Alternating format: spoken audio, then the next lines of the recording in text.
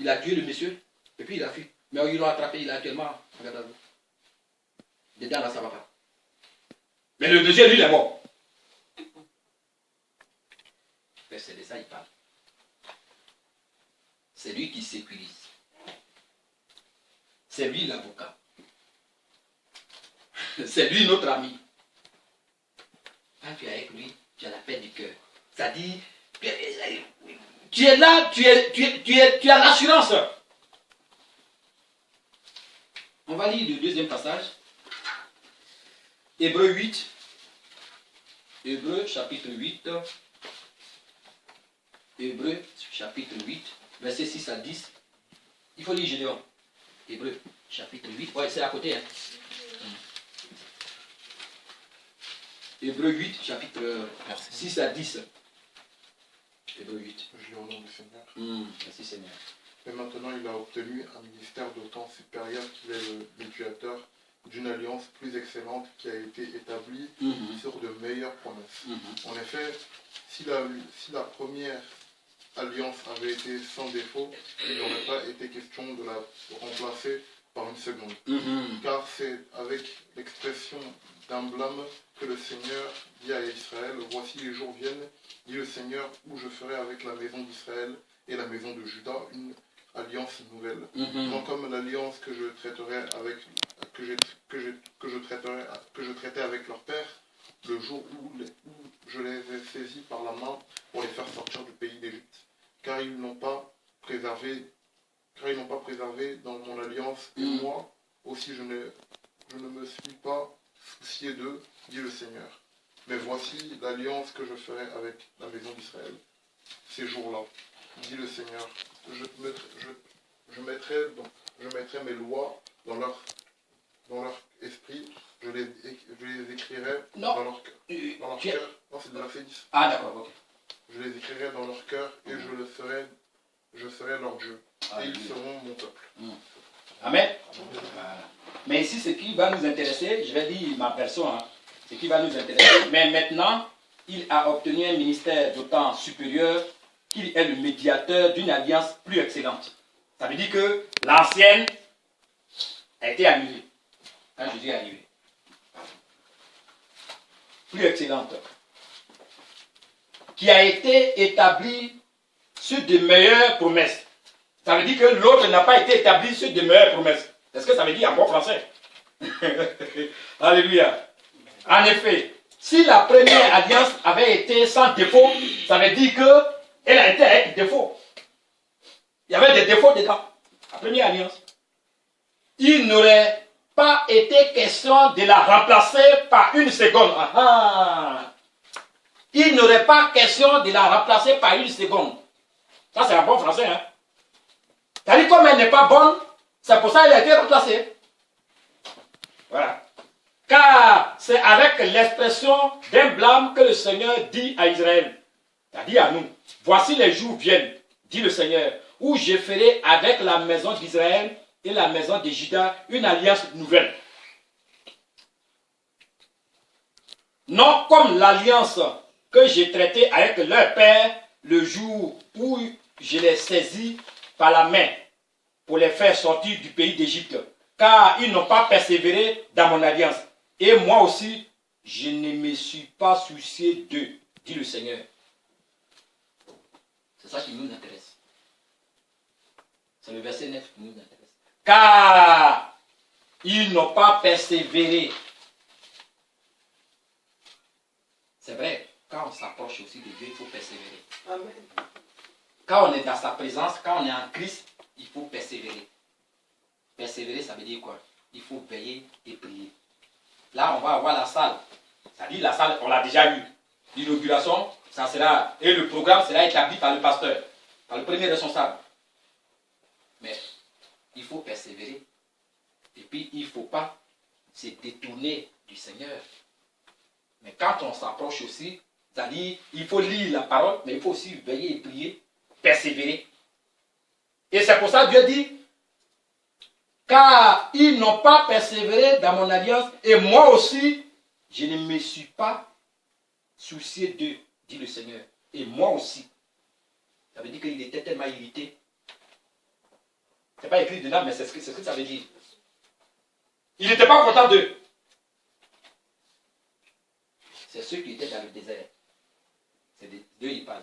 C'est ça, il dit, nos pères n'ont pas écouté ce que j'ai dit. Quelques-uns sont tombés. Ils n'ont pas persévéré. Or, quand Jésus est venu, il a donné cette nouvelle. C'est-à-dire, l'ancienne alliance que soit abandonnée. Eux, ils n'étaient pas d'accord pour ça. La nouvelle alliance, ça dit ça. Ils disent non, non, non. Il dit d'accord. Moi aussi, je ne vais pas me soucier de vous. Et c'est de ça qu'il parle. Moi aussi, je ne me suis pas soucié d'eux, dit le Seigneur. Mais voici l'alliance que je ferai avec la maison d'Israël. C'est-à-dire, nous qui se soucions de la nouvelle alliance. Amen. C'est pour ça qu'un chrétien doit être sous la grâce, pas sous la loi. Amen.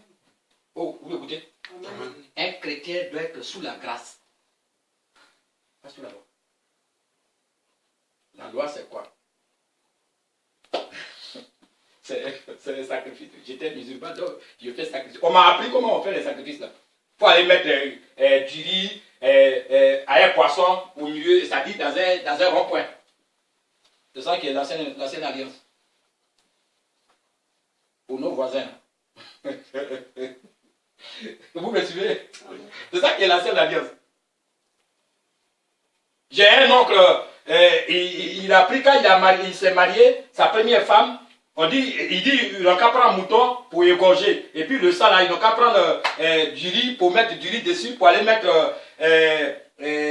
parce que vous n'êtes pas né au village. Donc, il y a des... je ne sais pas comment il faut expliquer ça. Il y a de l'eau, on va prendre de l'eau au fond. Voilà. Il faut mettre sur la route là, au milieu de la route, le sacrifice là.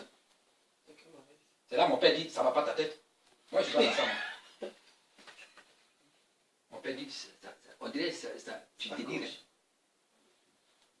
Parce que lui, il ne savait pas lire et écrire. Il n'y avait pas église. Donc lui, chaque 4 heures du matin, il ne veut que prier. Il prie dans sa langue. Jésus, fais-moi ça. Jésus, Jésus. Jésus, Jésus. Ça, c'est dans ma langue. C'est-à-dire, protège mes enfants. Jésus, protège mes enfants. Jésus, protège mes enfants. Jésus. Ce que j'ai dit là, comme exemple, c'est ça qui est l'ancienne alliance. Comment on peut circoncire les femmes? Comme on est des adultes, c'est ça qui est l'ancienne alliance. Mais la vraie circoncision, c'est le cœur qui est là. La circoncision du cœur.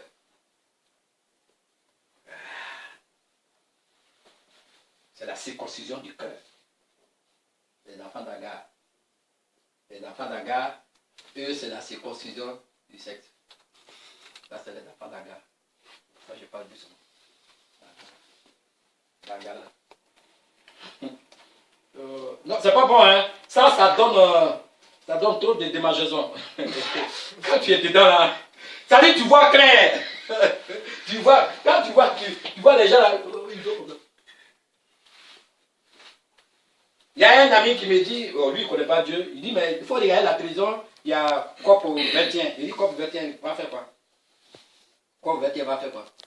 Il dit, non, ils sont en train de parler du climat. Je dis, mais celui qui est l'auteur du climat, là, moi je suis en train de causer avec lui. Amen. Moi je cause avec l'auteur du climat.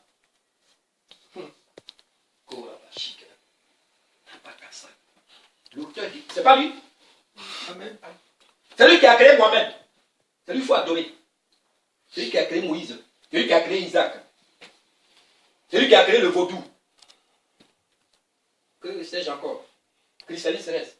Où on enlève les Jésus. C'est pas de ça que Jésus parle.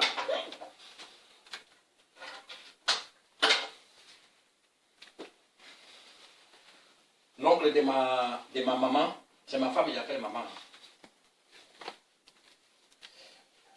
Lui et sa femme, en 92, je les ai connus. Lui, il allait dans le christianisme céleste. C'est une secte. Comme maintenant je connais Jésus, pour moi c'est une secte. Voilà. Et dès que je lui ai parlé des jeunes, ouais. Dis à ton mari, dis à ton... D'accord. Je me suis mis à vivre 1 an. Il a dévié. Et il cherche encore. Il cherche encore. Et après, comme il est orgueilleux, il est beaucoup orgueilleux, tu dois le connaître, Titi Pierre. Il a des nécos, Titi Pierre. Il est beaucoup orgueilleux. Après, il va maintenant dans chocolat ou chocolat, je ne sais pas quoi. Où on ne donne pas de vie, où on se promet. L'antichrist. Matthieu 24, verset 24 à 25. L'antichrist. Même, il va, même, on va dire ça, même les élus, comme nous qui avons le sceau du Saint-Esprit, même les élus, il faut dire ça, le Christ. Voilà, 24 à 25. Oh non. Hein? Oui, je vais t'aider. Je suis là à ta disposition.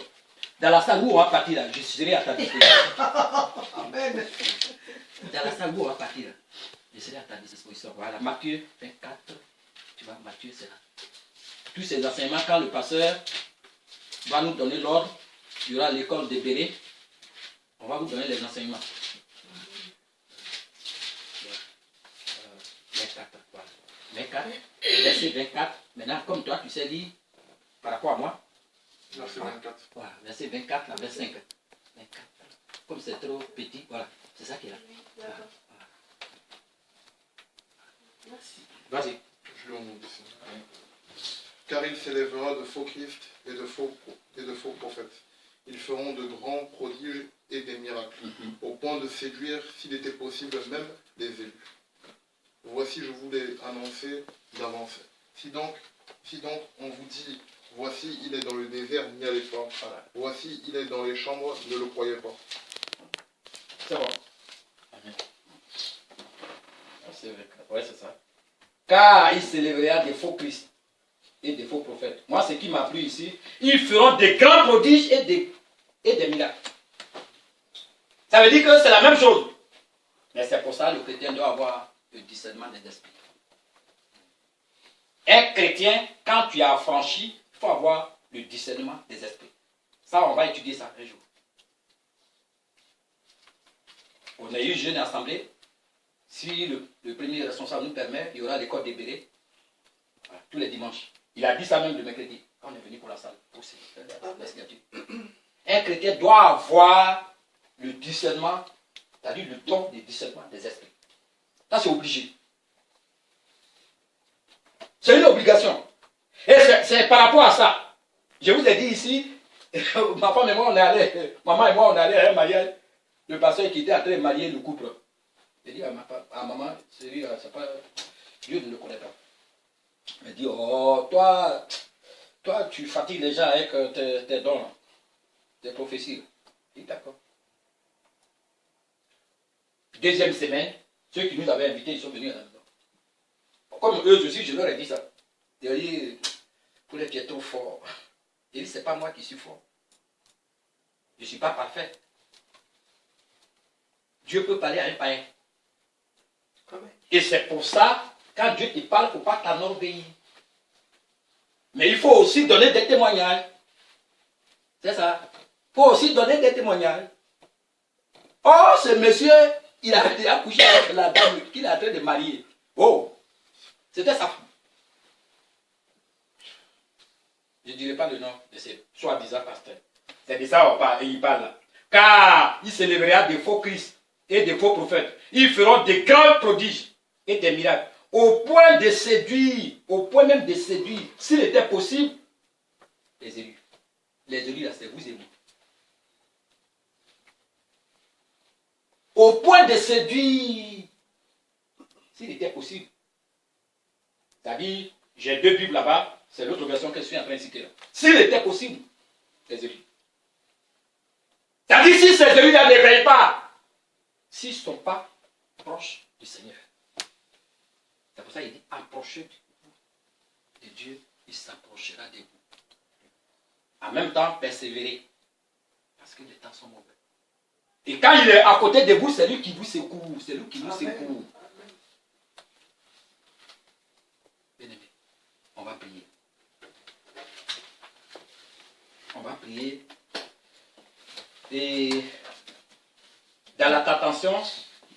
tentation surtout. On va prier. Parce que c'est important. Et je vais vous dire une chose, hein, mais je ne vais pas tout vous dire. Je suis beaucoup attaqué, hein. Mais mon vieil homme a été crucifié. Et c'est moi-même qui l'ai crucifié. Au nom de Jésus. Donc je ne me fâche plus. Je suis beaucoup attaqué. Sur tous les plans. Mais c'est là, et il me dit, mais tu sais que je suis à côté de toi. Il ne faut pas t'ébranler. Je suis là. C'est pas eux j'ai appelé, c'est toi j'ai appelé. Voilà. Donc vas-y. Je ne vais pas tout vous dire. C'est toi, moi j'ai choisi, c'est pas eux. On va prier. On va prier comme. Et puis dans les annonces, je dirais ça. On l'a déjà dit, hein, le pasteur même le mercredi, il nous a déjà même dévancé ce qu'on disait. Et ça sera plus de 19h à 20h. Non. Parce que là, je ne fais que regarder. J'ai tout préparé, mais je ne peux pas le dire. Or, vous avez besoin d'enseignement. C'est que Dieu nous montre là. Il ne faut pas en être égoïste. Il faut qu'on vous montre ça. C'est que les pasteurs aussi nous montrent. Mais quand c'est pour ça, la fois passée, j'ai dit, comme Agrippa. Agrippa a dit, mais Paul, tu vas faire que je vais devenir chrétien. Et les Juifs, eux, ils révisaient les enseignements chaque fois pour voir. Donc on va prier. On va prier dans la tentation. Parce qu'on sera tenté. Chacun de nous sera tenté. C'est-à-dire, ne soyez pas étonnés. Ne soyez pas étonnés. Et simplement, je vais vous donner cet enseignement avant qu'on ait pris. Notez ça bien. Je vais vous donner les versets. Notez. Prenez les notes pour ça. L'évangélisation et le témoignage. Celui qui veut témoigner, je ne sais pas si je vous ai déjà donné ça. Hein. Celui qui veut témoigner de sa foi chrétienne. Celui qui veut, notez ça bien. Celui qui veut témoigner de sa foi chrétienne. Celui qui veut témoigner de sa foi chrétienne doit être prêt à affronter les persécutions en parole et en acte, pouvant aller jusqu'à la mort et la torture. Celui qui veut témoigner, voilà. Celui qui veut témoigner sa foi chrétienne, c'est-à-dire l'évangélisation, le témoignage. Qui dit évangélisation dit témoignage. Celui qui veut témoigner de sa foi chrétienne doit être prêt à affronter les persécutions en parole et en acte, pouvant aller jusqu'à la mort et la torture. Matthieu 5, 10 à 11. Il faut dire ça. Je répète. Hein. Je peux répéter? Oui. Celui qui veut témoigner de sa foi chrétienne doit être prêt à affronter les persécutions. Matthieu 5. Doit être prêt à affronter les persécutions en parole, en acte, pouvant aller jusqu'à la mort et la torture. Matthieu 5, verset 10 à 11. Un verset seulement. Matthieu 5. Matthieu 5, verset 10. Je lis au nom du Seigneur. Heureux ceux qui sont persécutés pour la justice, car le royaume des cieux est à eux. Heureux serez-vous lorsqu'on vous outragera, qu'on vous persécutera et qu'on dira faussement de vous toutes sortes de mal à cause de moi. Voilà. Mais les autres, on ne va pas les lire. Matthieu 10, verset 17. Matthieu 10, verset 17. Et puis on va prier. Matthieu 10, verset 17. 2 Timothée 1, 8. Ça dit, soyez prêts à ça. 2 Timothée 2. Non, 1, 8. 2 Timothée 1, 8. 1 Pierre 4, 19. Vous pouvez lire ça dans la semaine. 1 Pierre 4, 19. Acte 7, verset 59. Acte 7, verset 59. Acte 12, verset 2. 1 Pierre 4, verset 19. Acte 7, verset 59. Acte 12, 2.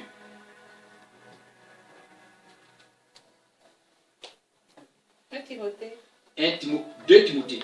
2 Timothée. Oui, j'ai dit 2 Timothée. 2 Timothée 1, 8. 2 Timothée 1, 8. 2 Timothée 1, 8. Voilà.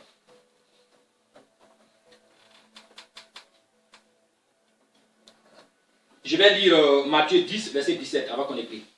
Moi, mais je vais dire ça. Matthieu 10, verset 17.